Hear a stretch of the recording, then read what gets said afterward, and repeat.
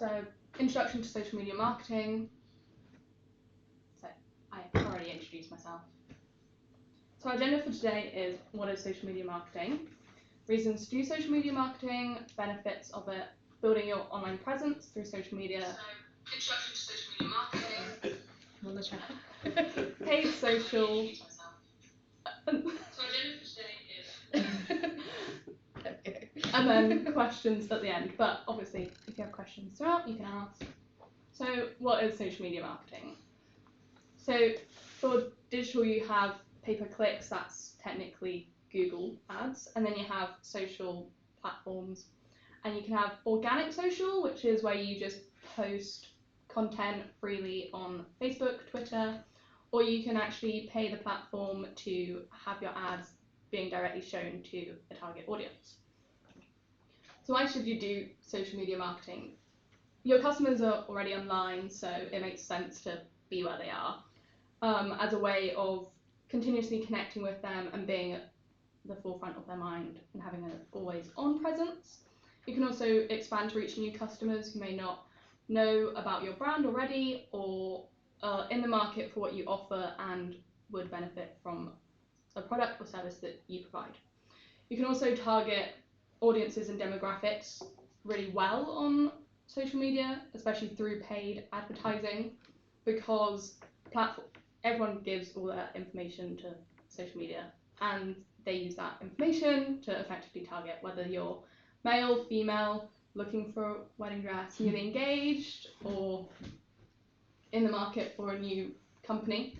And then you can also target and retarget customers. So people who have already been on your website or attended an event that you've been to, that you've organised and they've been to, then you can retarget them with sequential ads that can help keep you in their frame of mind.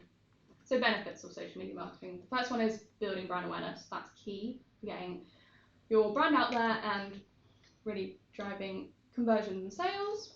To do that, you will want high engagement from the content that you post. High engagement will relate to more people liking, sharing, reposting your content. It can also enhance brand loyalty. So through social media, you can create groups on Facebook, or just by responding to engagement, they can feel more in contact with your brand, which is important in today's society where everything is online, or a lot of connections are online, and you want to foster those relationships so that they will continue using your services and come back to you for more. It supports multi-channel campaigns, so you don't have to just run it on Facebook. You can run your content on Facebook, LinkedIn, Instagram, Twitter, Snapchat, everything. You can also generate leads and conversions, so really nurturing those people and gathering data that's already pre-filled through lead generation ads. It can also help improve your search engine optimization rankings, so where you rank in Google or another search engine. And that's because there's a correlation between the social signals that your social media accounts are putting out. So if a content gets high engagement, then that will indicate to Google that you're a trustworthy and credible source. So then it will help you rank higher, which in turn will help your organic traffic through to your website. Finally, it can improve your customer care. So a lot of users these days are using social media to contact businesses. So by having a social media and really marketing to them, you can respond to questions or just interact with the stuff that they're doing. So that's beneficial. So what are the social media platforms? The main ones are Facebook, Instagram, LinkedIn, Twitter, and Snapchat. And then you also have Pinterest. That's really good if you have a lot of visual content and you want to showcase people in a wedding dress or a wedding. TikTok, again, visual content. Reddit, that's good for threads and communicating with people. YouTube and Tumblr are also other platforms that you can advertise on.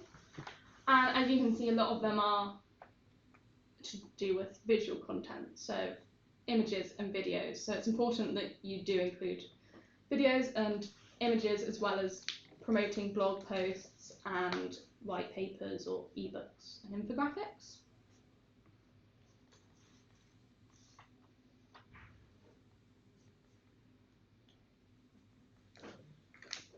thought I would just run through some platform marketing stats that are important to know about like why you should use it. So Facebook has 2.2 billion users, and almost 80% of Facebook's ad revenue is from mobile ads. So I'll get on to how it's important to have a mobile first approach in a minute. An average user clicks on 8 ads a month, so that's quite a lot of ads that they're clicking through and potentially converting. Videos make up just 3% of the content on the platform, even though that they have the highest engagement. 30% of users access it more than once a day. Almost 50% access the platform through their mobile device, and the average time on site is 20 minutes. So Instagram, which is run through the Facebook platform, it has a 10% higher brand engagement than Facebook. So that's really important if you are a brand and you want to sell your products and you have a lot of products to sell through it, or if you just have a service that you want to showcase. And 63% of users use the platform daily. 60% discover a new product through it, so that's really important if you are a business selling a product or service. 8% follow at least one brand. 75% are between 18 to 24, so it has quite a young demographic, especially of millennials. Videos have a 38% more engagement than just images. Average time is almost 30 minutes, and it has 1 billion monthly active users. So LinkedIn, which is predominantly a professional, mature platform for people looking for a new job or looking for industry-related content, has like approximately 45 million users. Video posts get 5 times more comments. Almost 60% is on mobile. 94% of B2B use it to publish content, such as white papers, ebooks, brochures. The LinkedIn InMail, which is an ad type, which I'll explain later on, has a 300% higher response rate than email. 40% use it daily, 87 million are millennials. The average time a user spends per month is 17 minutes. It's slightly higher if they're looking for a job, but that's a given because they're actively searching for information about companies. And like I said, there's 645 million members.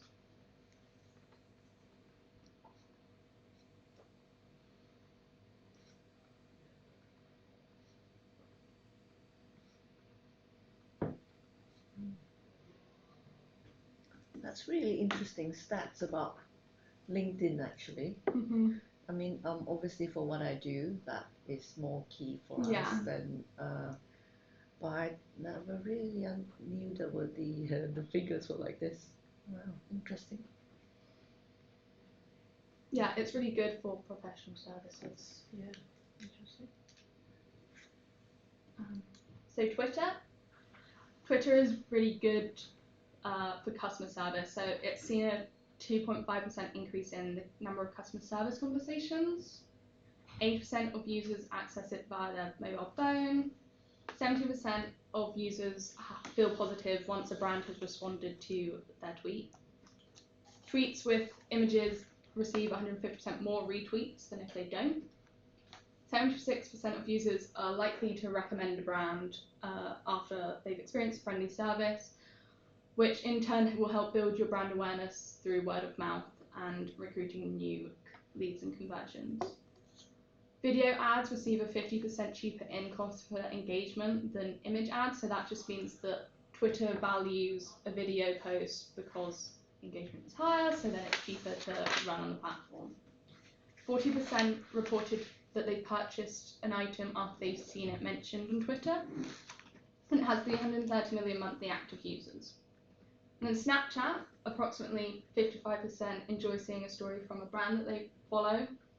63% visit daily, 77% are aged between 18 to 24, so similar to Instagram in that it's quite a young audience. 2 million snaps are sent every minute, and then again that's great for brand awareness because that's so many people sharing content in such a short space of time. 61% of users are female, so it's predominantly females. Males tend to not really use it. I'm not sure why. 20% check out the Discover section on a daily basis, so to like read an article or look at the different ads that are on there. It has a really high average time spent, so between 25 and 30 minutes, and it has 210 daily active users.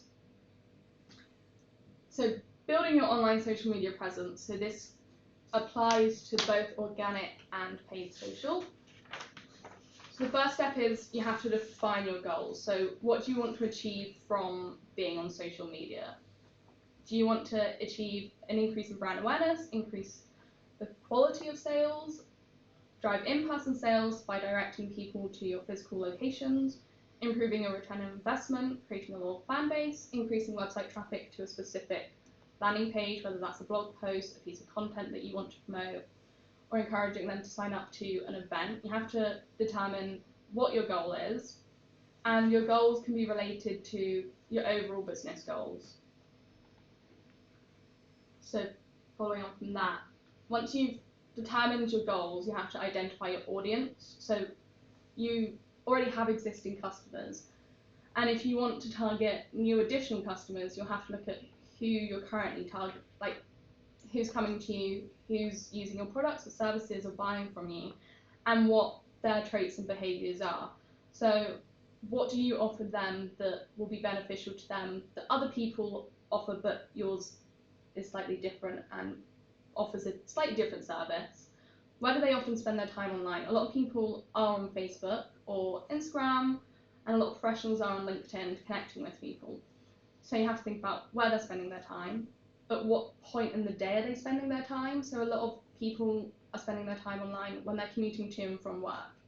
So that's a lot of essentially dead time that they're not using for work and stuff. So that would mean that it's best to post just before that time. Yeah, or like during that time when Okay. they're on the way to work and Okay. they're scrolling through that Instagram. I do also think in London specifically, though, it's an interesting conundrum with regards to the fact that everyone's potentially on the tube without Yeah. internet connection.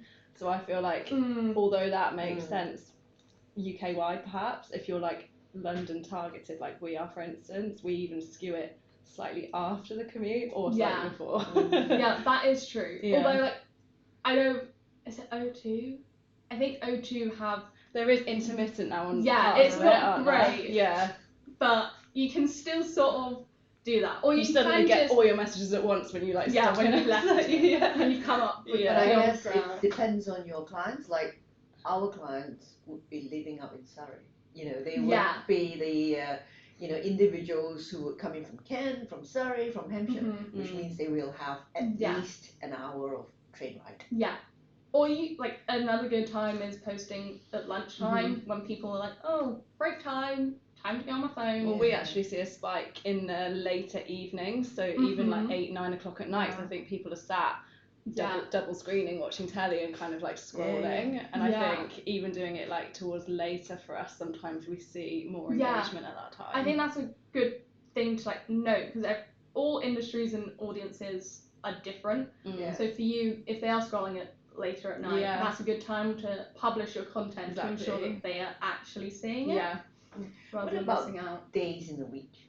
Oh, so I'll come on to that, but Oh, okay. there's no like specific days that you should post. Fridays just- for us is like dead. Nothing happens on a Friday. It's weird. That is interesting. yeah. What about the weekend? Weekend, Sundays, not Saturdays. Don't see anything on Saturday. I think maybe like people are busy doing stuff, they're not necessarily sat on their phones Yeah. so much. I don't know. Yeah, probably like it is the start of the weekend. Yeah. On Friday. Yeah, I That's don't know. interesting. It obviously it's so anecdotal. Like there's no real figure you can put to it, but No. it is interesting to kind of surmise as to why it might be. Yeah. Because we have, we send out a lot of communication to our clients, and usually it's sort of like 1,000 word thought leadership or short kind of any like news flash. So, and there is the timing as well. Yeah. So so never do it on a Friday or something. Yeah. Probably not a Friday. Friday and Saturday is probably not the greatest. Monday is good. Yeah.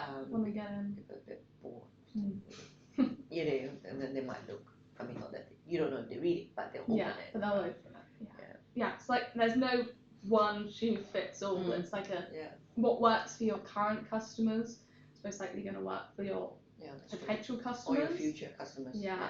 And it is finding that balance of how often you should post, when to post, and what days. So you will have some days where they're not going to interact or see your posts, and then rather than spending the time uploading and publishing Preparing, content on yeah. that day, it's probably better to post on a day that does receive high engagement. So then you can post more often. Is it a good idea to post on set days during the week so customers get used to when those posts arrive? Should you schedule? Yeah, you As should opposed to the definitely schedule a timetable. post because Right. that will help you with your content planning. So Mhm. what content to post. So you're not just going to want to post 5 images each day. You're going to want to mix up the content. So you want to post 4 images at the start of the week, then perhaps a blog post content during the middle of the week, then a video content or a story later on to keep them engaged, because if it's just an image or one content, they're not always going to want that, and not every piece of content works for everyone. So you want to keep all of your customers engaged with different types. And is there a bit of, I mean, is there a kind of is it better to overkill, or do you know what I mean? Is it better to set up more things so that you have higher chances of being engaging, or you know there could be a saturation point where people just kind of like, oh. Well, I think it depends. At the start, it's all a bit, you have to sort of test and learn how much is too much. And if you're posting a lot during the week, then your followers and customers might get annoyed because they won't always want that content in their news feeds. But if you're posting too infrequently, then they're likely to forget you, and that's not what you want either. So it's finding that right balance. Okay. And then it's estimated that like 1% see your content, so even though you have a lot of followers or you're getting your content out to a lot of people, not everyone's going to see that. And that's because, so I talk about it later on, but we can just talk about it now. That's because each platform has seen a decline in their organic reach, partly from the rise of paid advertising, because Facebook is going to benefit from someone paying for an ad space rather than people just advertising for free. Like, at the end of the day, they're a business and they're going to want to gain some revenue. So with the increase in paid media, it means that the spaces on platform news feeds is more saturated and more competitive. So each platform has a different feed ranking algorithm. So like Facebook and Instagram, theirs is based on the interest, timeliness, and engagement of your content. So they will look at previous engagement of like your customers and targeted users, and if they will like their likelihood of engaging with your content.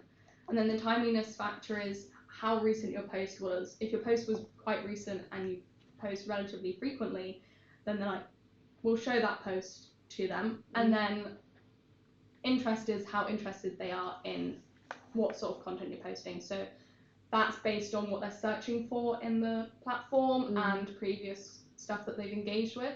So that's all to help you figure out how often you should post and how often your content will be shown. Because again, thing is like I said, it's not one shoe fits all, and you don't want to post too frequently, but because it is not everyone's going to see it, you have to find that balance, or who's going to figure it, like find your content and engage.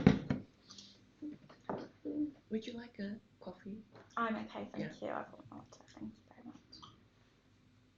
very much. So then step 4 is creating unique and engaging content. So the first step is to have a mobile first approach. As I mentioned previously with the marketing stats, a lot of users are accessing the platforms via their mobile phone. So that's just because we are living in a commuting society and an on-the-go society all the time. So in order to have a mobile first approach, you should use like the high quality ad specs for a mobile device that will then also have a high quality on a desktop. You should also definitely make use of videos and stories, because that is, people can easily watch a video rather than just reading a long blog post. So then you can't just create content for the sake of creating content to get people. You have to have a purpose, and it needs to be what they want to see rather than what you are hoping they want to see. And in order for them to want to share it and to increase your brand awareness, you want it to be relevant and have a purpose. So, for example, bridal shop, your bridal dress, wedding designer, Wedding designer. wedding designer company, you'll probably want to have like a video of someone, like, I don't know, stepping into your shop for the first time, like the process of designing, like talking to the designer, like how they designed the dress. Or then you can have blog posts that are about like 10 things to remember on your wedding day, because that's important. People who are getting married want to remember that stuff. So then they'll be like, oh yeah, my friend, you're getting married, read this good blog post, and then that will help brand awareness. And the same with... Sorry, really bad. Hi, I'm Clara. Hi, Lee. We're just talking about like different steps to creating, like having an online presence. So first one was defining your goals. The second one was identifying your customers. Third was choosing the right platforms, so Facebook, LinkedIn, and then now we're on creating unique and engaging content. So, like I mentioned, content can be loads of different things: ebooks, white papers, blog posts, videos, infographics. That's a really good way to summarize a lot of information in a visual manner. Quizzes and surveys, that's good for high interaction with the user, because then you can respond to what they posted and sort of show them that stats from your quiz or survey. And photos.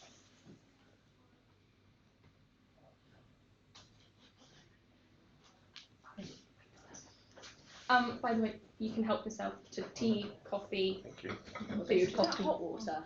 That no, one's yes. hot water. Yeah, this is coffee. Okay. Yeah, so people want any.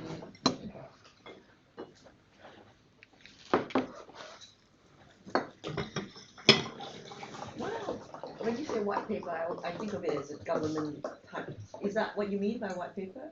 It's not just a government paper, Oh, so okay. it's more of a More like a research paper. or like okay. a longer piece of written format Okay. that's like longer than a blog post and contains okay. more information. And then your blog post could be a more condensed version of that. Yeah, For people okay. who aren't always going to read your white paper, Yeah, and okay. then you can sort of get if you do a lead generation ad for a white paper, then to download it, you can get that data from Okay. them and then retarget those people.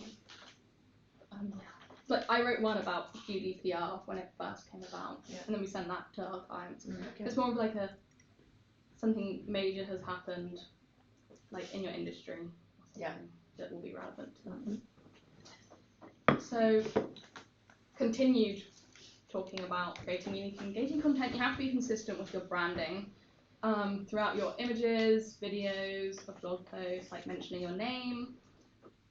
This is just to like help with brand recognition when they then later see your logo or your name. Someone like, oh yeah, I saw the recent Instagram post or LinkedIn video on the way to work today. You also need to develop your tone of voice. So a good way to do that is to sort of think about who your brand would be if they were a person.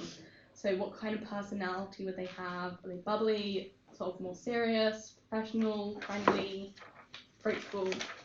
And a good thing to do is to trigger emotions in messaging. So humans are emotionally in tune with stuff. Emotions are instinct to humans. So sort of playing on human emotions can help them drive a certain behaviour that you want.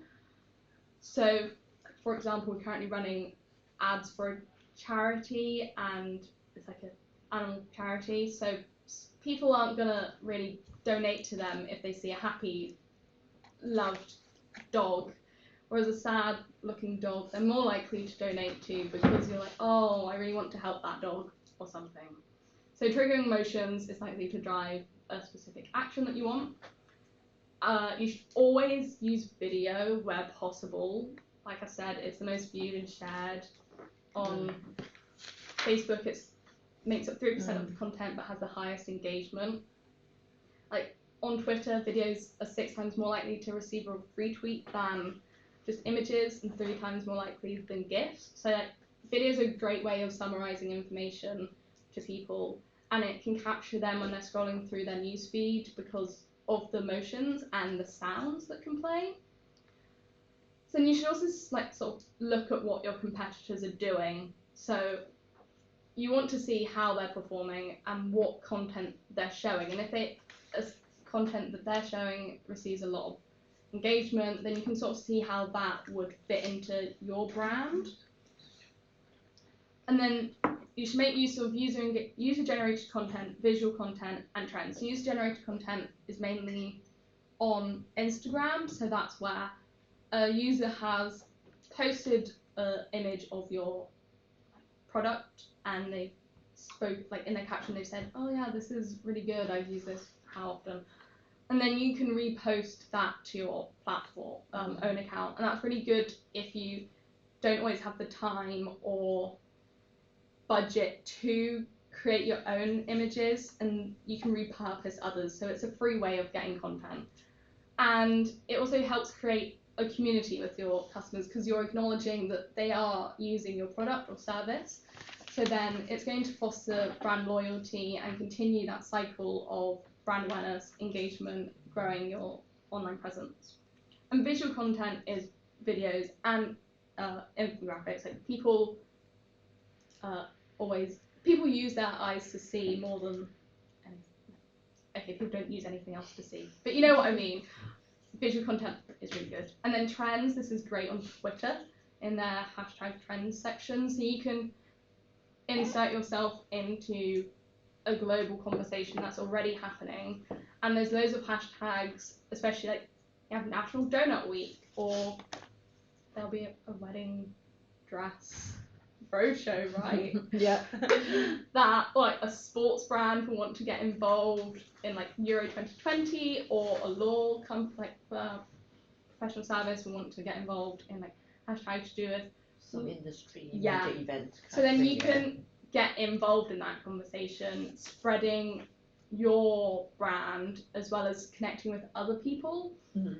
And then it can also help build on your organic account growth, because when someone clicks on that, they will then be taken to the like overall conversations bit, and then they can go through to your account and follow you separately. That's great. Again, that you can just use that like through the platform without having to pay for that. So then you have to create a content calendar. So you come up with your content, your platforms, who you're targeting, but then like we spoke about, when do you post? So looking at your customers is important. Just like figure out when they're most active.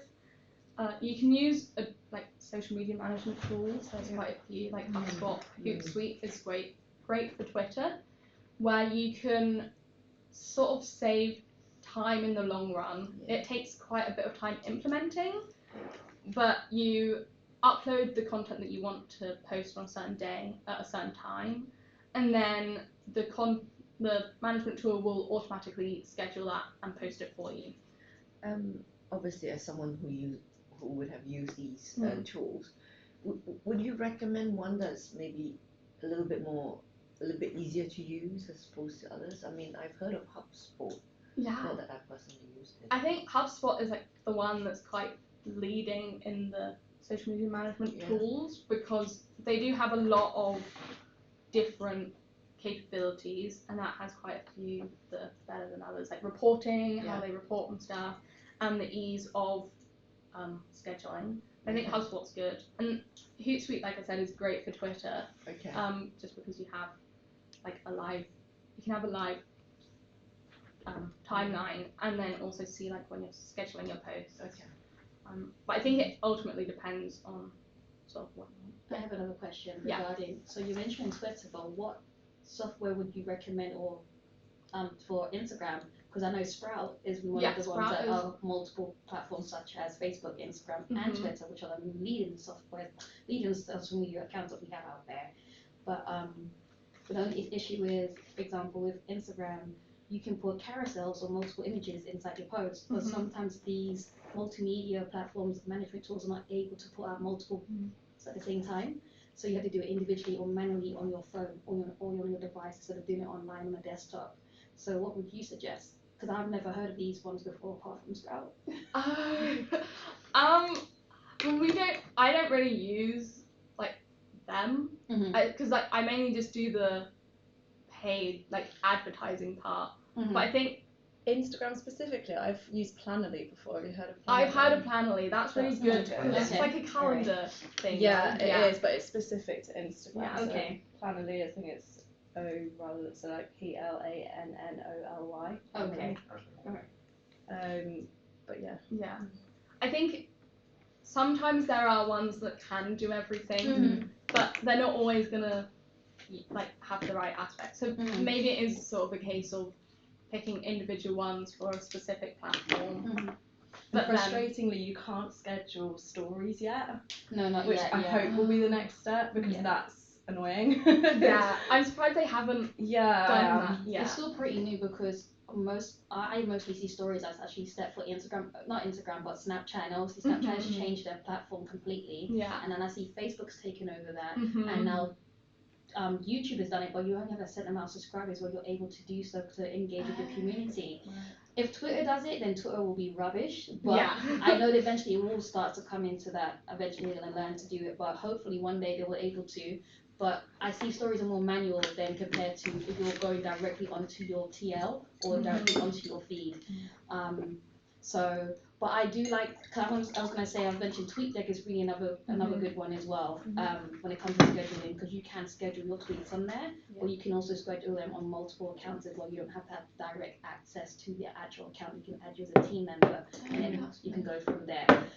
Sorry. No, it's good. useful. And can I also ask you, when you do use these management tools to schedule, are you always publishing the same content? So it's basically, I mean, you get the content ready and then you schedule it and then it publishes on various platforms, but it can only do the same content on each of the platforms. Jeremy? So you can edit each post okay. according to like Instagram, Oh, Twitter, okay, but you can edit them once you schedule it and then you go back and edit them each. I see. Yeah. Okay. You can't edit your tweets once they're out, just to make sure. That's the Yeah. only thing, you can't edit your tweets, that's the only thing. I see. For Okay. Instagram and Facebook, you can edit your captions if you notice a mistake in there or something. Yeah. Wrong hashtag. Yeah. Okay. Yeah. Yeah. But then about the carousels, it might be a case that like obviously you might not want to pay for paid advertising, but sometimes the like Facebook and platforms aren't going to give all these management tools every access, because what's the point? They're, like I mentioned at the start, they're a business, they need to get something in return for what they're offering. They will limit sort of the stuff that they will give to different platforms. So then sometimes it's sort of a case of that you need to branch out once you've reached that sort of peak in your organic social media, and that you'll eventually have to make the transition of doing paid. So you have to post consistently, like I said. Posting too infrequently means that your followers are going to forget you. Posting too frequently, they'll become annoyed because you're clogging up their timeline. So you just need to find the sort of right time of like when to post, and different platforms have different sort of user behaviors, even if it could be the same person on different accounts. So when to post, the time of day. So different platforms, like I mentioned, have a different user behavior. So these heat maps show the different times when there's most engagement. So Facebook is predominantly between 9 and 3, whereas LinkedIn is between like 8 and sort of 2 p.m. So if you're posting on LinkedIn, you'll want to post between those hours. Or Facebook, you can sort of post throughout the day. And then Instagram, it's predominantly like between 10 and sort of 1. So usually when people are on their break or going for a tea. So you have to factor that in, and the different social media management tools and the platforms can tell you this information. They can provide these heat maps for you and show you when is the best time to publish your posts. and then based on that information, you can schedule them for those days. What time's best for Twitter? On the Twitter is between like 8 and 11 globally. This is according to our time zone, isn't it? I think so. Yeah. Yes. Okay.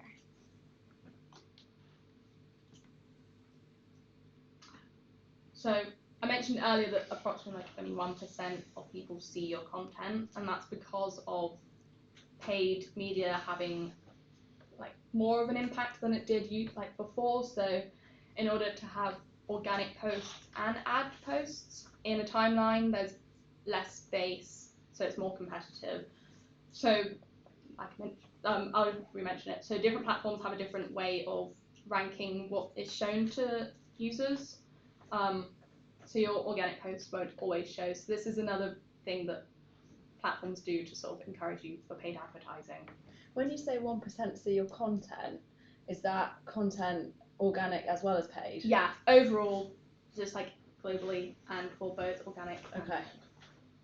Which is like is really low. Is 1% of your following see your organic and paid content? I think just anyone. So Okay. like not just your following, just Oh, like right, people okay. who could like target your targeting Okay. as well, not just your following. Okay. It's like on Instagram, it's based on the person's interest, timeliness, and relationship. So how they interact with accounts that's similar to yours, how recent your posts are, and how interested they are based on search history and previous engagement. And then, Are we getting a copy of this? Yes, you are. Yeah. And then LinkedIn is sort of similar, but they do like widely shared content, so content that is being shared a lot, then they will post that, they'll rank that higher on their timelines.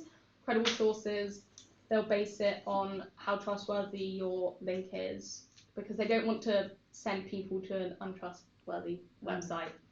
Engagement, how many likes, shares, comments it has, it will rank the highest as well. And then relevancy, this is based on like the words that are in their skills section. Yeah. So if you're sort of targeting the same words, then they're going to show to those people because then they're most engaged. They're going to be most engaged with that content because it's what they're searching for. And you need to respond to engagement. People are, like I said, people are using platforms to actually go direct to the business or brand rather than emailing these days, because you're likely to get a faster response and you'll the answer that you're looking for rather than or going on the website for an FAQs section. I've said recently it's the front line of customer complaints now. Yeah, Everyone it just is. does customer People complaints. go on Twitter when you see like a train line has delays, people are on Twitter posting it and you're like, okay, here we go, another one. So you need to set aside time in your day to respond to this engagement, because you don't want to leave them for hours on end. Like, oh, when am I going to get a response? Because then that will have a cycle, and that they're most likely going to retweet you or send you a direct message again to complain about it, and then that's likely to lose a customer, in turn declining your brand awareness, because they're going to sort of speak to their friends and family and talk about the response in a negative way. So you have to respond to that engagement in a positive way. Quickly. Yeah, so like in 2013, that was 7 years ago, 67% use Facebook and Twitter as a customer service tool, even though it's not designed for that. And then in 2016, Twitter found that 71% of their users expect a response within an hour. Wow. So obviously you're not expected, well, as a customer, you're expected to respond within that time, but as a business, you're not going to always have that time to respond so quickly. So you don't have to respond within an hour. It can be like you can set aside 5 times in the day to like, oh, okay, I'll spend 20 minutes here and respond to any comments or complaints through that way, and then pass it on to the relevant person. So yeah, engagement is key before, after the content that you're putting out there. So does anyone have any questions about that? So how do you track the success of your content and posts? So there are different key metrics. The first one is engagements. That can be likes, comments, reach, and then followers. So that's the number of people who have then followed your account after. Video views, how many people have actually viewed your video, and that can also be broken down into like 25%, 50% view rate, 75% or completed the video. Mentions, so people who are actively mentioning your account handle in posts or comments. Reposts, so people who are actively reposting your own content to their profiles. Reach, so that's the unique number of people you're reaching with your content. Impressions, so that's the people who have seen your content or ads even if they haven't clicked on it. Profile visits, this is sort of similar to followers but they haven't then followed you. Tags, sort of the same as mentions but when they like actually tag you in a image. And then shares, so resharing, which is also again similar to reposts.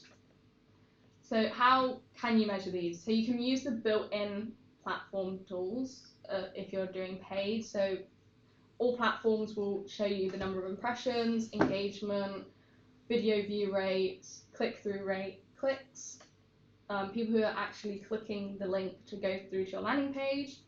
And then, so Facebook, you know how you have different reaction posts, it's like liking, loving, laughing. So that can be broken down in the platform as well, so you can actually see sort of how people are responding other than just they're liking it. And then you can also use Google Analytics, especially if you're already doing Google ads, so then you can just have all of this data in one space. But if you're using Google Analytics, you need to include a UTM, so that's called a tracking code that you add to the end of your URL. So that's just like, it includes the name of your campaign, the content, and that's because Google Analytics isn't built into like sort of Facebook, Instagram, LinkedIn. So in order for it to pull in that information, it needs the UTM. Otherwise, you're putting in all this hard work and you're not actually seeing the true outcome. And in Google Analytics, you can also see things such as the number of sessions. So that's how many people are actually on the site. How many people have gone onto the site and then bounced off straight away, because a lot of people will see that they might have like 80% bounce rates, and it sort of helps you figure out if there's something wrong to do with your website, so you might have to re-optimize your website for those customers. And then the social media management tools will also have monitoring and reporting in there, so you can use that. So that's like how to build your social presence online, like sort of organically. And then you also have paid social, so that's paying the platform to have an ad space. So I'll talk about each one individually. So Facebook paid social. When I just say Facebook, I mean Facebook and Instagram because it's in the same ad manager platform. You can turn that off though, can't you? Yeah, so you can choose that through the placements. So you can have automatic placements or edited. So automatic means that it's on Facebook, Instagram, their audience network, or you can edit it and just have Facebook. And you need to have the Instagram account linked to the Facebook account, yeah. It has to be linked. So you have campaign objectives. So the first one is awareness, that's getting brand out there. Consideration, and then conversion. So conversion is great if you're looking for people who you want to convert, whether that's an event or buying a specific product. So that's, and consideration is for people who are like sort of in the middle of the funnel. So they know about you, but they're interested in what you have to offer, but they're not at the bottom of the funnel to convert yet. And then awareness, they're at the top of the funnel, so they're just finding out about you now. So you have 3 different targeting options. You have core audience targeting, and this is split into demographics, interests, and behaviors. So the first one is demographics. That can be age, gender, location, languages, life events. So if they've recently moved, they're newly married, newly engaged, they've had a new baby, or they have a new job.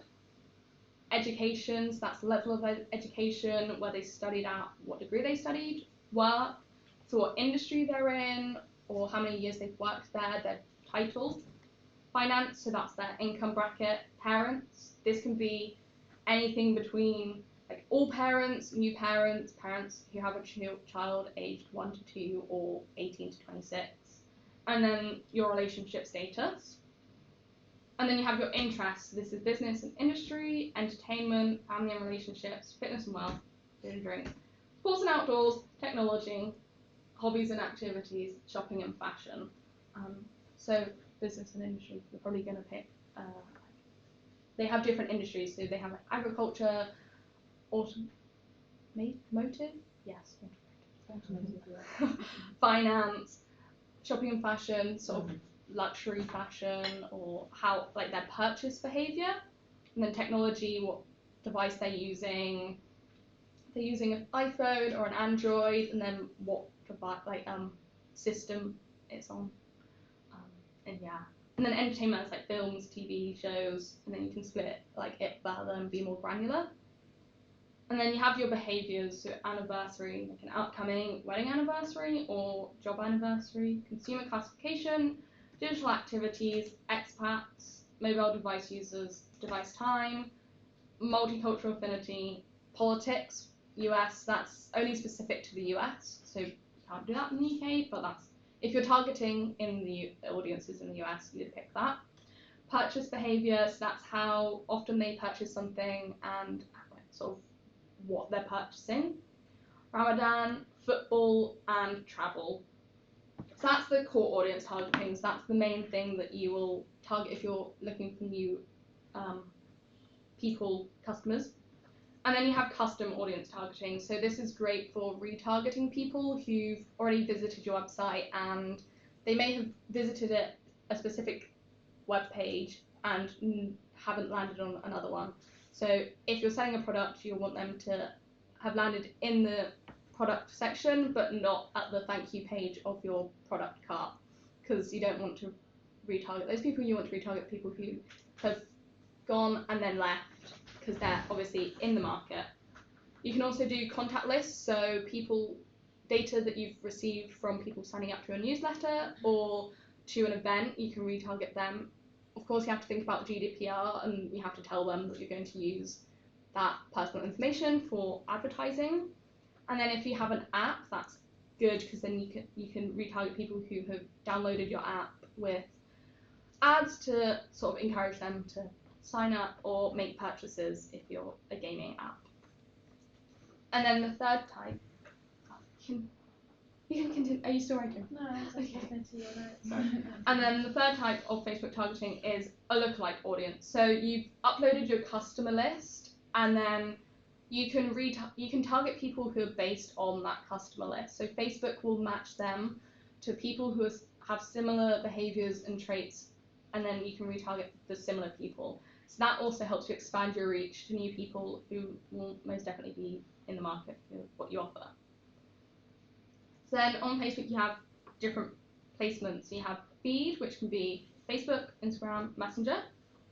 And then stories, again, this is across all Facebook, Instagram, and Messenger. And then you have in-stream, so that's an ad that's shown before, after, or during a video content. Search, so on Facebook, when you have the search bar and search something, an ad can appear there. Messages, so in your Messenger inbox, you can receive ads.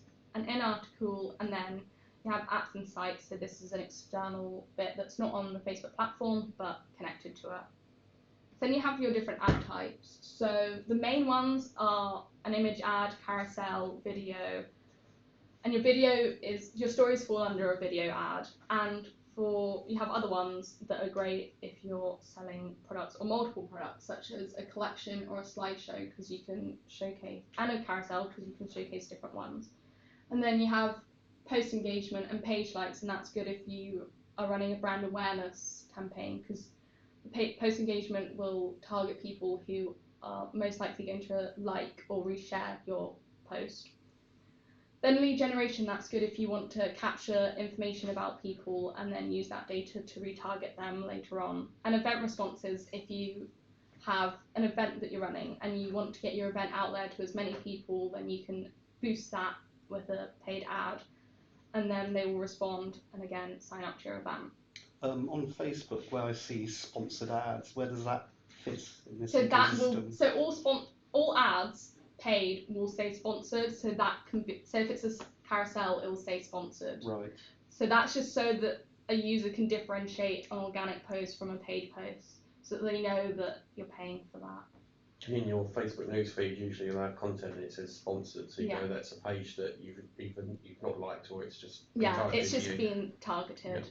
So that these are examples, and in all of them they say sponsored, like in the top left. That's a video ad, image ad, carousel, offers ad. That's good if you're running an offer at the time, so like a discount that you want to highlight that people may not see. A collection ad, like I said, is good if you have a lot of products. Instant experience is great for like the motion and visual aspects of Facebook to really capture an audience. And then lead generation to capture that data. So the advantages and disadvantages of Facebook is that it's strict because it has a lot of ad policies, partly from, they have a lot more ad policies after the whole Cambridge Analytica scandal. So your posts could be disapproved, in which case you have to request a review and sort of spend time doing that. And it does have that skepticism because of how much data they have about you and how advertisers can use that to their advantage to drive certain behaviours. Yeah, because I've had problems when I've designed graphics and gone to advertise them and they've said there's too much text within the graphic, and so I've had to change the graphic. Yeah, because Facebook don't allow over 20% text in an image, but to get around that they have a image text tool where you can put the image in before you've actually spent the time to upload it, and it will tell you about if it's too much. So they have 3 different categories, like it's okay, could be limited, or disapproved. And if it's limited, it means that it could show, it's just unlikely to. The size of the text as well has an impact, Yeah. doesn't it? So even if it's like 2 words, yeah, it's huge, if it's it too will big, disapprove flag it because it's like how much of the actual space it is. Spend so much time on it. Yeah, it looks amazing, and then it's like, no, you're not. Yeah. Why is that? Why do they have an issue with text? Do you know? I think it's just, I'm not really sure, but I would imagine it's because they would want you to actually use the fields that they have, right, rather than putting all of your information in the image. Yeah. Just for example, so like we have a sample sale next week. If anyone's Mhm. interested. But like, say we want to do a paid Instagram ad to kind of talk about that. If we were to write sample sale, that's probably just about okay. But if we Mhm. put any more information than that, it starts to get a little bit tricky. I think it's the fact that they want you to fill, like you said, they want you to fill in the details detail underneath. underneath. But obviously you're going to do that as well. I don't know. I don't really see. Yeah, why I it's don't an really issue. understand. Yeah. I think it's them trying to be a bit annoying. Yeah. And have some control. Yeah. But one more thing, with regards to Instagram specifically Mhm. and ads, paid ads, do you have any insight as to whether they're deemed more successful on Instagram stories versus in the feed? So in the platform you can filter by what placement they're in, so on the feed or Instagram, and then you can break it down by ad type. So then through that, if it has like a better CTR, so click-through rate, and better conversion rate for a story. But generally there isn't an understanding one works better than the but other. usually because it's video content, it will work better, and because Facebook and Instagram have been really pushing for video content. That's why they've embarked on stories and now IGTV. Yeah. So in theory, your stories will do I just better sometimes than feel like with stories, people have such a tendency to just flick past skip an ad through. because obviously I do it. Like if I see that it's an ad, I'm like, no, I can't be bothered with that. Yeah. So for me, I feel like, judging by that, it's better to do paid ads in your feed rather than in stories, and leave that as to your kind of organic brand building kind of thing. If you can do both, just ads in your feed and a story, and then if you leave it on, you select your placements, Facebook will optimize throughout the duration of what will do better. So if it sees that the feed, it will choose that. Yeah, it will use your budget to Okay. promote that more than the story, Okay, and vice versa. that's interesting. Okay. So yeah, it's great for all audiences, because no matter what age. Yeah. Whereas like some are better for younger audiences and some better for older audiences. So now Twitter paid social campaign objectives, they're very similar to Facebook in that you have awareness, website traffic, you can promote video views. As you can see, they have interesting video views and promoted video views. They also value video content. You have tweet engagements and followers, which again is good if you have a brand awareness campaign. And then app re-engagement and app stores if you're promoting an app that you have.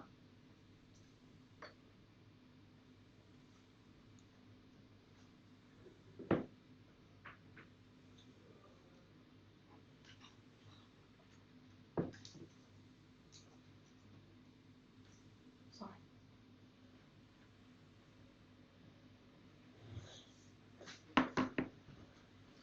And then the targeting capabilities, again, it's similar to Facebook in that you can have language, gender, interests, behaviors, device, follower, tailored, keyword, and geography. So that's locations. So follower targeting is what Twitter calls follower lookalikes. So you can enter in certain Twitter handles and then Twitter will look at the people who follow those Twitter handles and identify similar audiences that are based on them, and then we'll target those similar audiences. So a good thing to do with this is targeting competitors, so people who are in the same industry, influencers who can, they'll have a large following, especially if you're a clothing shop or a beauty company. And then you can also target sort of industry business stuff, so news sites, newspapers, all that. And then you also have tailored audiences, so this is your custom equivalent to your custom audiences, so an email list or phone number list, and then retargeting those users. And then keyword targeting is quite cool in that you can enter in a bunch of keywords and then your ads will be shown to people in the Twitter search feed if they search for that keyword. So say it was dogs, and then they search for dogs and you're targeting that, your ad can show up in that feed.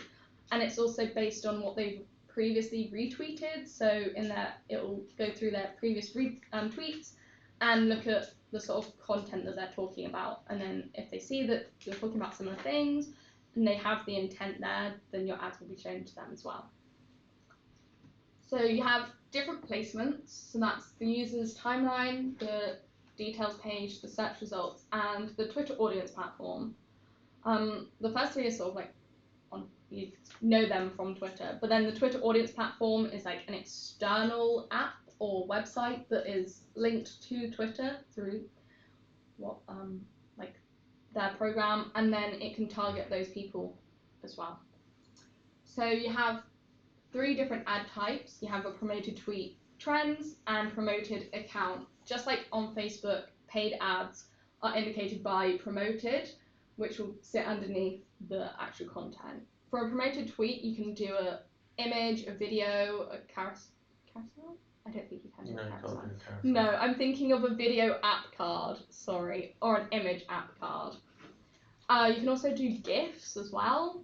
And then you also have promoted trends that where your ad sits in the trends view section. Again, this helps you sort of be injected into a global conversation about something, and that's they will click through to that and again see an organic list of conversation, and then can click through to follow your page. And then you have a promoted account, and this is if you want to get more followers to your Twitter account, so you'll promote that, and then it has a follow button, and they can click on the follow button and then follow you there. So the advantages and disadvantages, it's great for awareness but not really conversion, just because people aren't on Twitter to buy a product or you sign up to a service that you offer. It's more of a conversation platform to engage with customers and to get your brand out there. Also, you're restricted by a 280 character limit in your tweet, so you have to really think about what you want to say in your messages. So you can't say everything that you want to. You have to pick the key points and highlight that. It also has good targeting capabilities, but they're not as advanced as Facebook or the likes of LinkedIn, just because you don't have that information, and it has quite a small market share in the UK compared to the other platforms. So depending on what you sort of want from the platform is like what you'll pick it for. So does anyone have any questions about that? LinkedIn. Again, they have the same objectives, awareness, consideration, and conversions. Conversions are, again, good, and they're at the bottom of the funnel, so you can really sort of nurture that and then get them to carry out a desired action, whether that's a sign up, a purchase, a download. And the targeting capabilities. So LinkedIn is predominantly a mature professional audience rather than a younger audience. So a lot of it is based on their job experience, their company, their education. So job experience could be their seniority, so if they're an entry level, senior, executive, their titles, so if they're a director, a manager, an executive, I just said executive, but you know. Skills, so that's listed in their skills profile, and then the years of experience. So if you want people who have 5 years, you'll put 5 years or 20 years. If you're targeting those people who are higher up. And then their demographics, again, age and gender, and you can do location as well. Company connections, so that's who they're connected to on LinkedIn. The company followers, so targeting companies and their followers. The industry, whether that's business, finance, law, design. The names, so you can target specific names. The size, if you want to target like a self-employed person or between a person who works at a company that has between 200 and 500 users. It all depends, like they have all these different things, and then their interests and their groups. So this is what they're talking about and what groups they followed or engaged with before. And then you have, so the different ad types are sponsored content, so that's carousel, image or video. Your carousels can be images or videos, and each card can be the same link destination or different links depending on what you want to send them to. Again, it will say that it's promoted to differentiate organic post from a paid. You have lead generation. LinkedIn is essentially the best for lead generation because you can select different pre-filters, such as you'll always have to have first name, last name, and like a contact thing in there, so email address or phone number. And then because all that information is already in their profile, they just have to click the download. LinkedIn pre-filters that based on the information that they have in their profile, and then they just have to submit the form.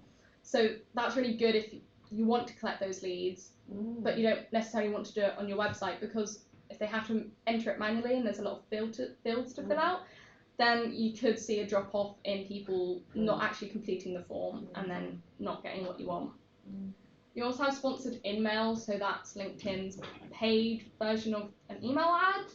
They can be highly personalized. They include like your first name, a bit of information. They have a call to action, which is the blue button, and then they send you to a direct link. Are they easy to set up, the emails? Yeah, they're very easy to set up. You just have to remember, so the bits in blue are things that they can click on, and you just have to remember to include a link for those. Like, you get to select where you want that, and everything. So where do you go to do the email sponsored? So when you're setting up a LinkedIn campaign, it will have the option of, I need to go into the platform, but you have the option when you select your objective, and then you have your different ad options, and it will be in there as a sponsored mail. I can show you like in the platform. Yeah, they're easy to set up, and LinkedIn have an algorithm which means that users aren't bombarded by a lot of in-mails, so an advertiser can only send out so many a month to X number of people, and those users can only receive like 5 in-mails a month, so that they aren't totally overwhelmed, because it's a recruiter's dream, really. But you can use it to get people to sign up, and they do have a good response rate. And then you also have a text ad, so they sit on the right or at the top of your news timeline, and again they say promoted. And then you have dynamic ads, so again this is extremely personalized, and it's a ad that sits in the right hand column. Advertisers use this if they've got a job post, or they have a piece of content that they're like, tomorrow we think you'd be interested in this blog post, read about it. So then they can use that, and again LinkedIn is great for being personalized. That's their main focus, as well as being like a mature audience. So advantages and disadvantages. Mature and professional audience, that can be a disadvantage and an advantage. If that's who you're targeting, great. I'm mature. Like people who are like older. So 18 to 24-year-olds are typically on Instagram and Snapchat rather than LinkedIn. And they're definitely more professional. They most likely have a job, they're seeking for a new job. Actually, I think that there are quite a lot of people who are about to graduate or fresh graduate on LinkedIn as well. so Because they're sussed out, that's how you find a job. Yeah, but typically they won't always engage with the content on That's true. They might LinkedIn. just have a page so that they are there. And they won't always fill it out, and they will just enough. use it because when I was at university, like, you have to make a LinkedIn account. I was like, okay, but I didn't really know what it was. So I didn't use it until I actually had a job, and I was like, okay, I can use it now. And emails are good, but if you do have a lot, like I said, LinkedIn does have an algorithm that prevents people from receiving a lot of emails, but even just like 5 could seem like a bit of a bombardment, especially if a lot of them are from recruiters, because recruiters don't always look at your profile and they just sort of target you like, we think you'd be interested in a job, but you're not always looking to move. It's also more expensive than the other platforms, just due to the fact that the people on there are a bit of a higher quality than on other platforms, because you are targeting like senior professionals, executives. Even though you have entry level people on there, a lot of them are seniors. But it's the most personalized, and in this day and age when a lot of stuff is online, and not everyone wants just like a generic ad, so you do want it to be personalized, and it has excellent targeting capabilities, similar to Facebook but not as advanced, but it's still really good. And the final one is Snapchat. This is great for brand awareness. It has all the different campaign objectives, awareness, consideration, and conversions, but it's not really used to convert people. To convert people, it's quite expensive on Snapchat, whereas to get your brand out there, it's really cheap compared to other platforms. And then the targeting capabilities, you have custom audiences, lookalikes, interests and behaviors, demographics, and locations. Again, your custom audiences are your CRM lists. And like Facebook, you can create a lookalike, so to target people who are similar to others that you're already targeting. And then you have different ad types, and they're predominantly video. Thank you.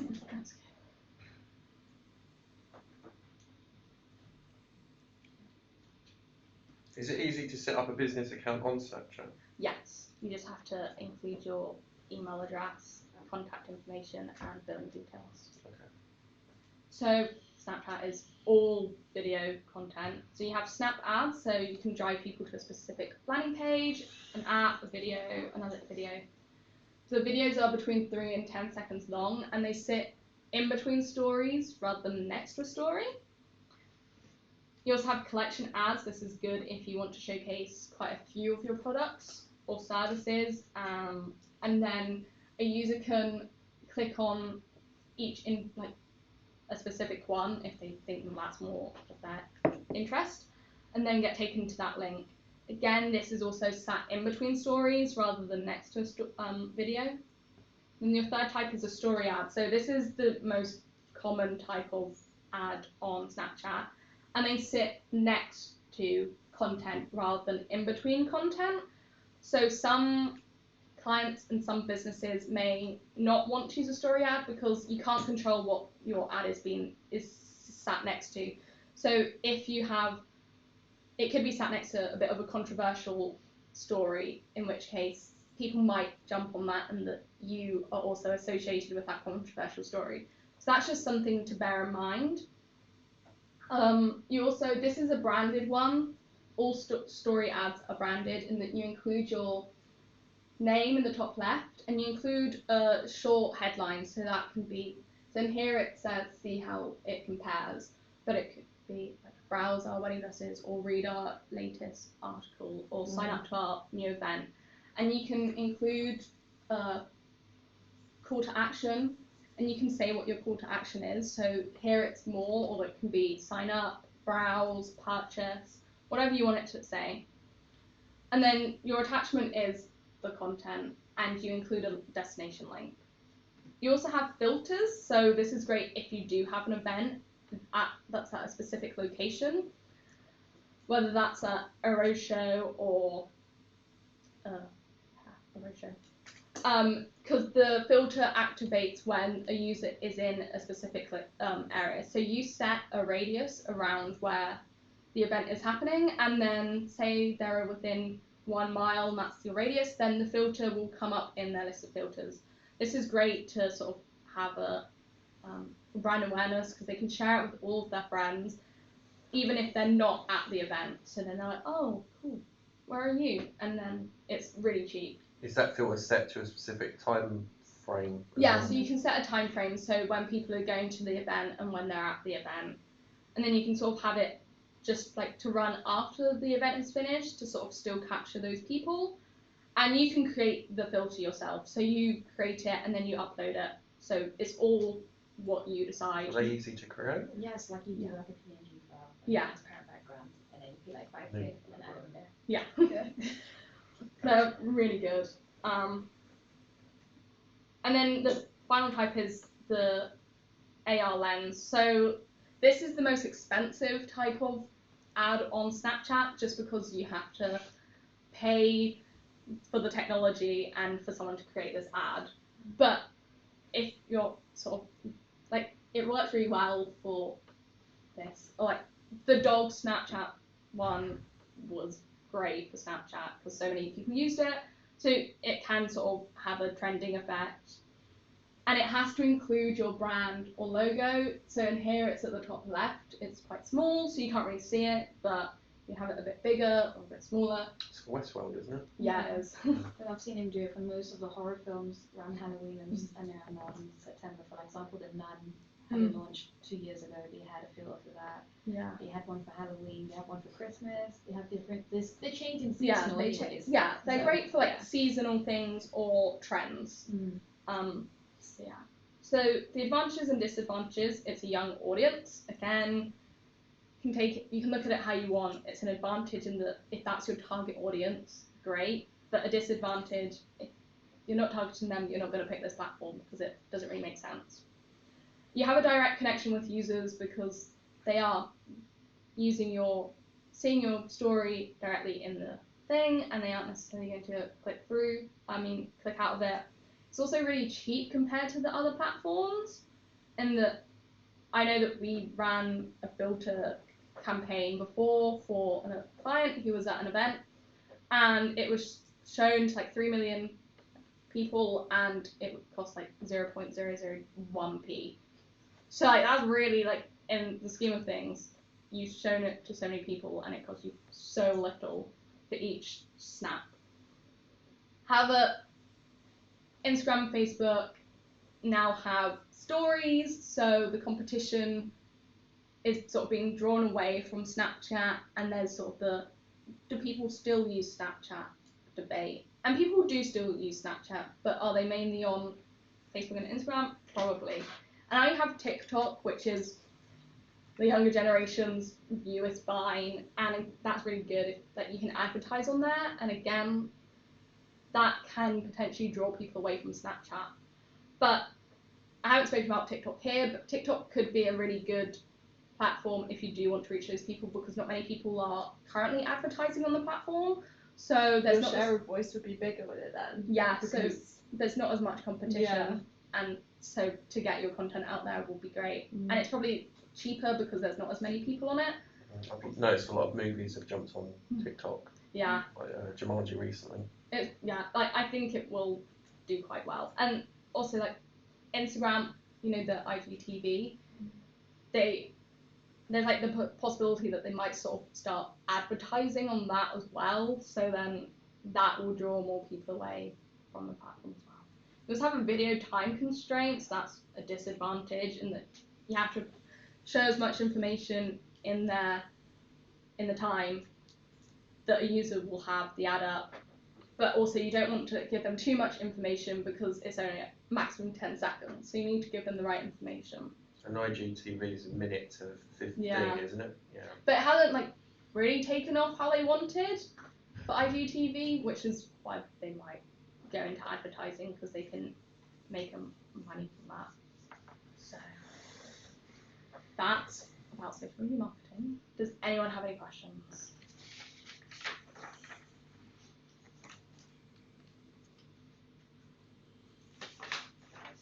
I have one question. Yeah. With Instagram, sorry to keep harping on about Instagram. When we've done a paid ad, we then sometimes see a bit of a trend with regards to our organic content engagement dropping. Yeah. It seems like we do a paid ad, organic drops, do a paid ad, organic drops. If we stop doing paid, our organic picks up again. But as soon as we do a paid, it drops off a cliff. Yeah. Why is that? It's all to do with the ad space that they have in the news feeds. They can't have all of the content and the ads, even if so. Oh yeah, I get what you mean. Sorry. That's alright. It's a general trend that we've seen, and so we almost get into a kind of vicious circle with the need to do paid, because if we don't, then we're not sure anything else is getting through. But do you see the same? Like in terms of likes and comments, if we do an organic post, if we do that organic post kind of synonymously for a few weeks, we'll get fairly good engagement. But then if we do a paid ad and then we do follow that with the same organic post, we'll get like, I don't know, a fifth of the engagement that we would normally get on an organic post. So it seems to be related to... Yeah, it'll be to do with their like algorithm and that you're paying for an ad space. And then they can see that we've stopped. Yeah. So it's almost like they're penalising us for not continuing doing paid. Yeah. And getting you to do paid again. That's what to encourage you to continue with paid. So we've fallen into a bit of a trap with that at the moment. So then paid advertising, like, you should always run your organic stuff. Yeah. And then use paid to, like, once you like your organic isn't doing like reaching the same customers. So like organic paid would be good to reach new people. Yeah. It's like a lookalike audience. Yeah. Rather than just like targeting the same people, or perhaps like using potentially a different platform. Okay. Like Pinterest would probably be really good. Yeah, so you can target keywords, interests, and like searches. So Pinterest would be great. Yeah. So perhaps it's a case of not using paid on Instagram solely. Yeah. Okay. Or like putting less budget behind it and like still running it to sort of have like an always on approach to your advertising. In terms of budget and what you put behind a boosted post, is there a recommended minimum or something like that? For, say you were going to boost it for 7 days, like per day, is there like a recommended minimum amount that you should put behind it? No. There isn't. It's because at the moment we're just trial and error. I think like we would suggest doing maybe like have a minimum of £5 a day. Yeah. Because then that has enough budget to reach people, but it's not so much that it's gonna be a large amount. Yeah. And too little. Facebook will sometimes not allow you to run ads because they have like a advertising auction and the different advertisers who are targeting the same audience will be paying slightly more for that Okay. space. So you have to sort of factor that in. But yeah, like £10 roughly. Okay. £5. £5 to £10 But a the day. best thing is to break down your demographic as much as you Yeah, can. Yeah. to be as granular. Yeah. Because that's what I found has been useful when I've advertised for events. I've broken it down to location, demographic, Yeah. interest. As much as you break it down, then you know the money's being spent to target that specific audience. Yeah. Yeah. So, Okay. Thanks. Does anyone else have any questions? We have one online from a business who puts a platform for football clubs to manage their youth football. So I guess for younger players. They asked what baby steps can they make to get on social media. They don't have a budget for paid advertising at the moment, and their market is very niche. Instagram would be great. A lot of people, they can like follow a lot of footballers and then sort of tag them in posts, and they can use hashtags. Again, Twitter would also be really good because of the different hashtags that they can get involved in conversations with, especially with the upcoming Euros. They can get into that conversation and get involved in the the FA Cup conversations, and like there's young people on Twitter and Instagram, and also on Instagram you can like post content and you can repost other people's content, but you have to obviously credit them in your caption, and then that's a way of building your social online presence by reusing other people's content, talking to them, creating a community. And then like following people who are, you can follow people who have football in their tags or hashtags, and you can follow them. the thing that I found the most beneficial in terms of organic engagement is memes. Yeah, memes are great. Memes are the best. Have always been the best, and it's always been my most shared content online. Yeah. So. I think it's just because everyone appreciates a good meme. And it's like you're talking to a friend, and then that friend likes that, and then they then share that with their friends that like the same interests. Yeah. And it's been my most powerful tool in the last couple of years. I think that's like key, that you are a brand, but you want your customers and your organic people to like see you as a person. Yeah. It's like having content that they want to see will help that, and like again responding to their engagement will sort of like make you more of a human than just like, oh, they're just a brand and they want to sell their product to me. So you have to like be sort of friendly and have that balance with them. So to be friendly and to build that relationship. I have another question. Yeah. So we had a main focus on the main four platforms that most people tend to use socially, regarding Snapchat, Instagram, Twitter, and LinkedIn. But what about, because you mentioned video content is very important, so you know where I'm going with this question. What about online presence with YouTube? How do you get engagement with your audience? How do you gain a community and able to engage and able to build your platform from there? For some people, they can tweet their videos, there's only so much. They can do Facebook, there's only so much. But with YouTube, the constraints inside there, how do you have any insight on that?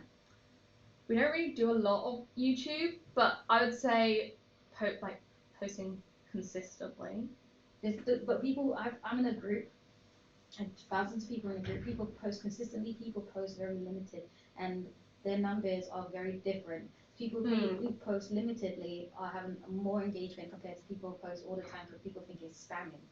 You know what I mean? Yeah, it's a lot. Because it is online presence, it's changing again, because you mentioned stories. By the way, Instagram has stories, there's a community version of it now. You can talk to people directly, you can do polls. Yeah. The same thing you can do on Twitter, you can do polls, the same thing with Facebook. Facebook is, in general, I think personally is a stronger platform to do everything. Yeah. But there's only so much you want to do with Facebook, whereas with YouTube you can monetize and you can able to earn money for your content, which is easier to manage. So I thought you was going to touch on it today, but it's alright. That is one of the questions that many people tend to struggle with YouTube, especially with that community. It's very difficult to actually gain online presence on that. Yeah. Well, we do have a YouTube person. They're currently not in, but they would definitely know the answer more than I do. So I can ask them the answer. I think vaguely, like us personally, not personally, as a business, kind of use YouTube just as a place to hold all our videos. So like once you've got interest elsewhere, someone come look, maybe watch a longer video than they would on a different social platform. And a lot of these social media platforms also work better. They prefer you posting like a video directly onto there rather than redirect you to YouTube. So we often, we'll have a full, 5 to 10 minute video on YouTube. Then you make a short, maybe 1 minute video to post on social media. So you get initial engagement there on social media to then hopefully transition into YouTube where they, to watch the full video. Where you might get more conversion. Yeah, because Twitter you're limited to 2 minutes 20, and then Facebook, so Facebook you could post a minute or 2 minute clip and say watch the full video here. Yeah, I follow influencers that do that. They're trying to like take you off Instagram and push you over to YouTube, aren't they, by kind of doing a 30-second clip of their video. Yeah, the actual social media platforms prefer if you post directly on there. They'll probably rank you higher. Well, they'll still see that as a video as well, won't they? Yeah. So like actually, that probably works for both, doesn't it? Yeah, exactly. Did you have any comments about other mediums or platforms like vlogs?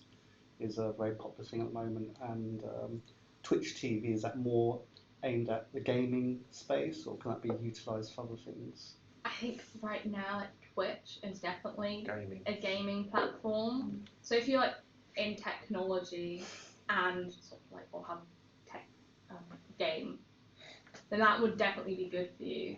But at the moment it's not. Ordinary people that aren't going to be on Twitch just like scrolling through or like.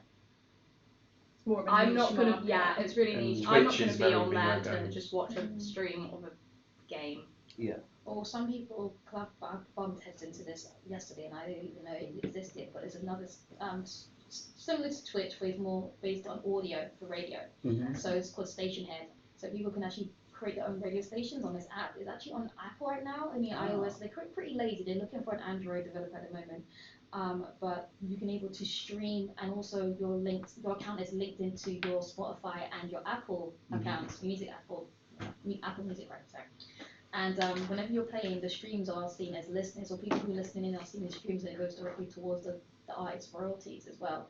And I don't know how you were able to record it, but there's ways of doing that, for example, Audacity and even Adobe. But with Twitch, similar thing with even direct links to YouTube, because I know about Twitch, but most people tend to like stream their whole lives on there. They literally do hours a day.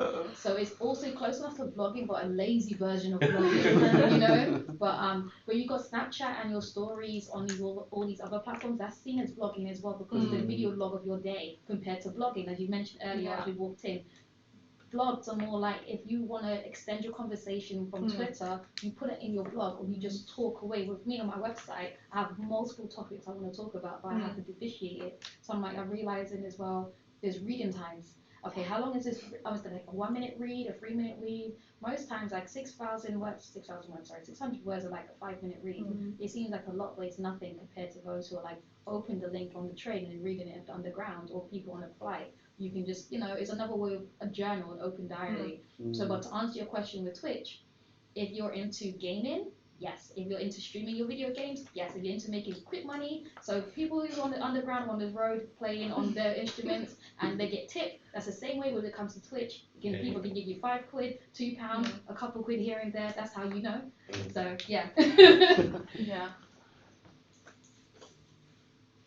As an influencer, would you suggest even moving to? I've noticed this with a couple of influencers I know.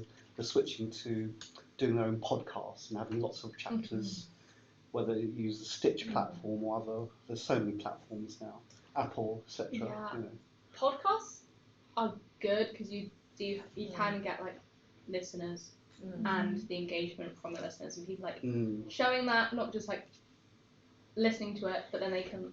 I followed a bunch of people, and they have a podcast, and then all their stories when they release a new episode is people like taking a photo of their podcast, them listening to their podcast. So I was like, yeah, podcasts are great for, again, sort of like a speaking blog, and having that conversation, and you can then like get your listeners to be involved by them sort of coming to you with questions or talking about topics that they have brought up.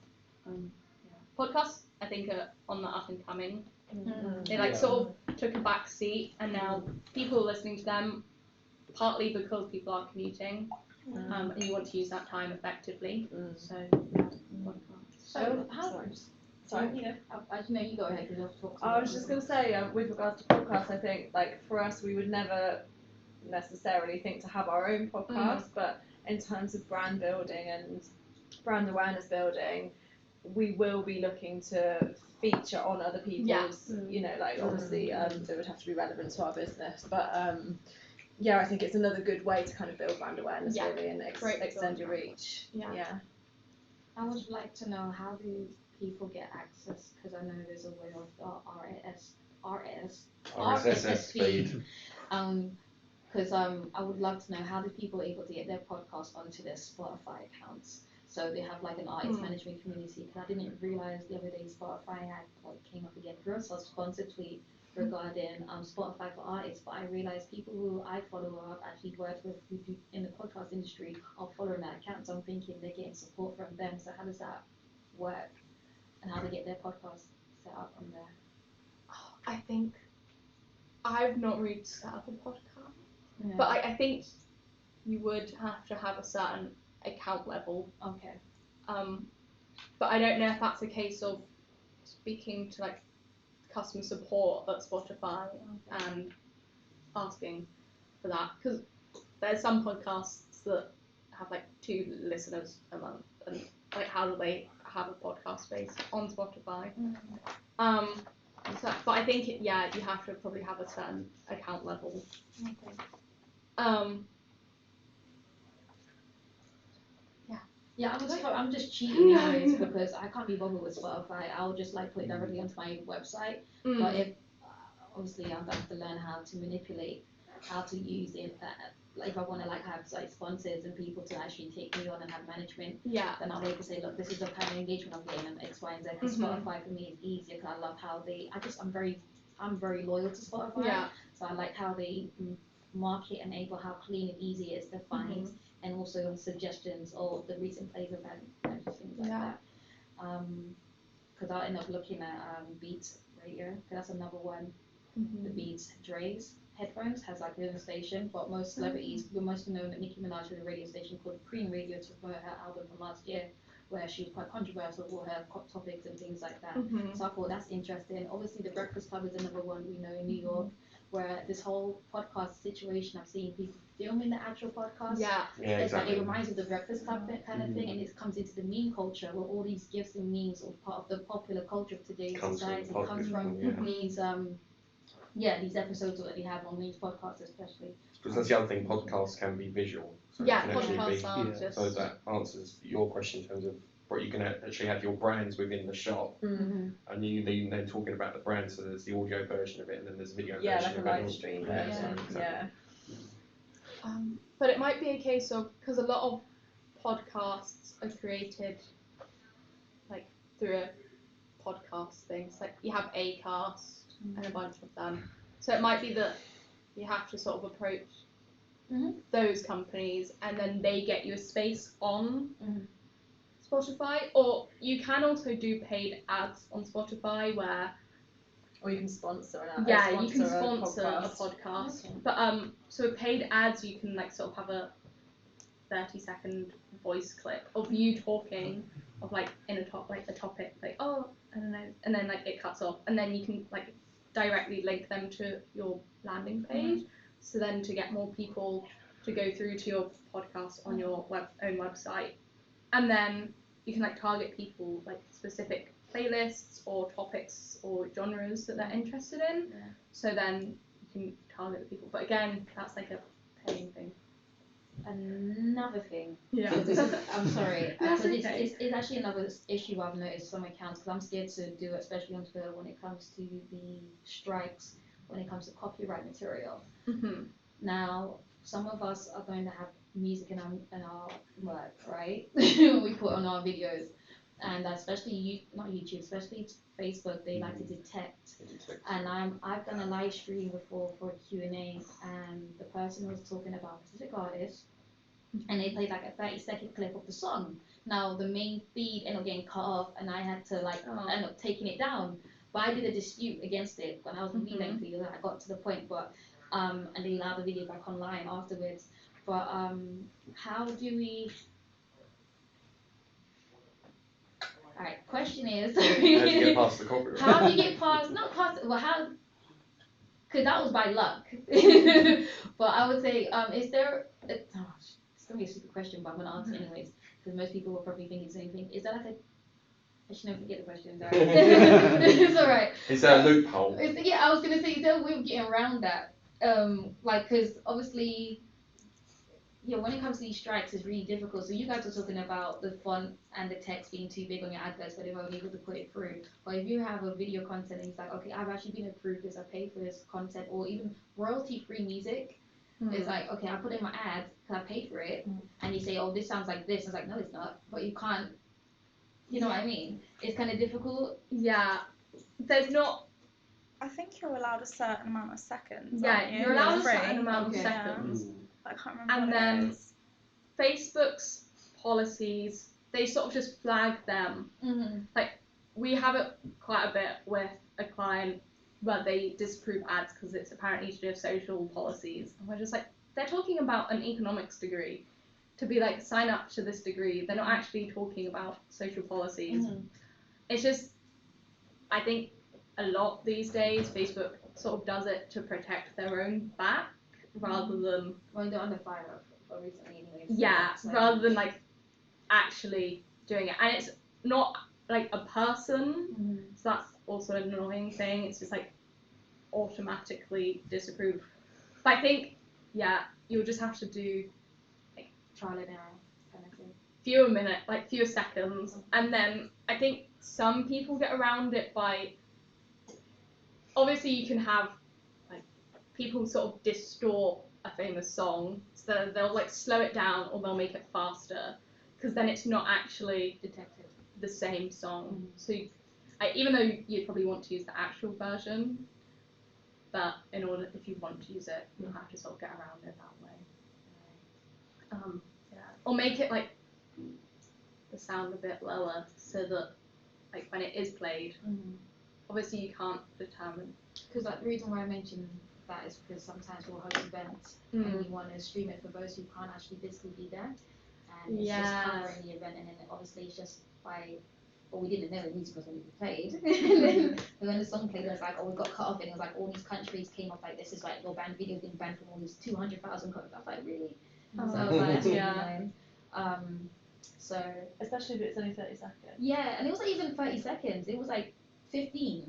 And then got back into the conversation and like my video got banned. I was like, okay, this is interesting. If it's one that doesn't need to be published like live, you can actually kind of record it, go back, edit it, then publish it again. Yeah. So you can just kind of take out those 30 seconds, so you can still watch most of it. This is a bit of a weird question, but I mean, because my job's a bit serious, so I was just wondering how on social media can you remain serious and professional but also exciting? Because I've had problems in the past where I've had people from higher up say, no, wrong, take it down, like, and it's just a constant thing that we're finding.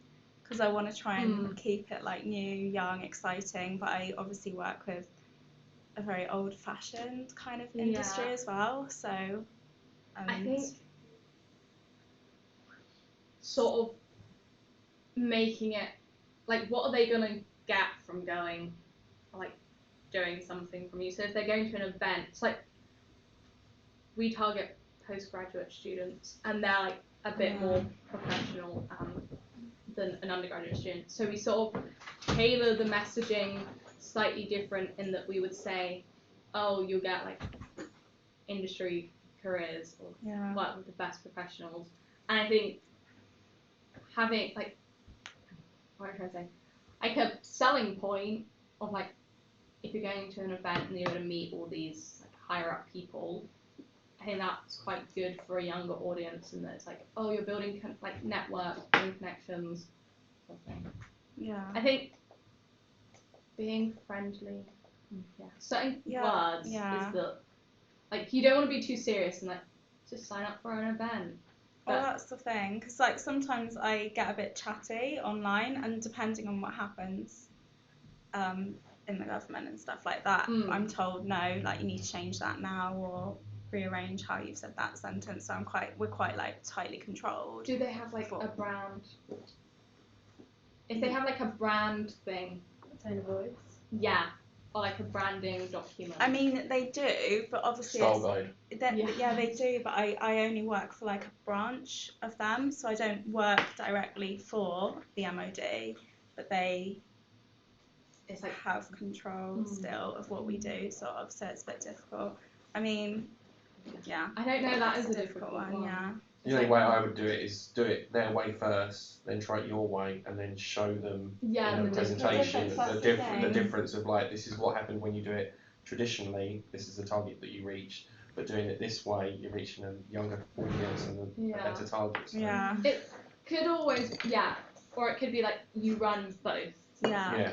To target different people. Just let me try it this different way. Audiences are going to have a different thing. So you can do like an A/B test where you have the same content, just slightly different messaging. Yeah. And then you can see the difference, and the platforms will optimize for a specific one. So then you can suggest, like, show them that. And it doesn't have to be just like overly, like, completely different. It could just be like one word or something that's slightly different.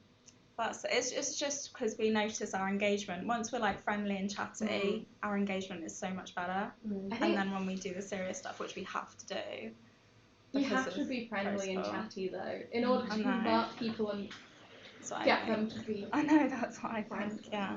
Like actually come along. That's back to your first point about making your brand seem like it's a person. Yeah.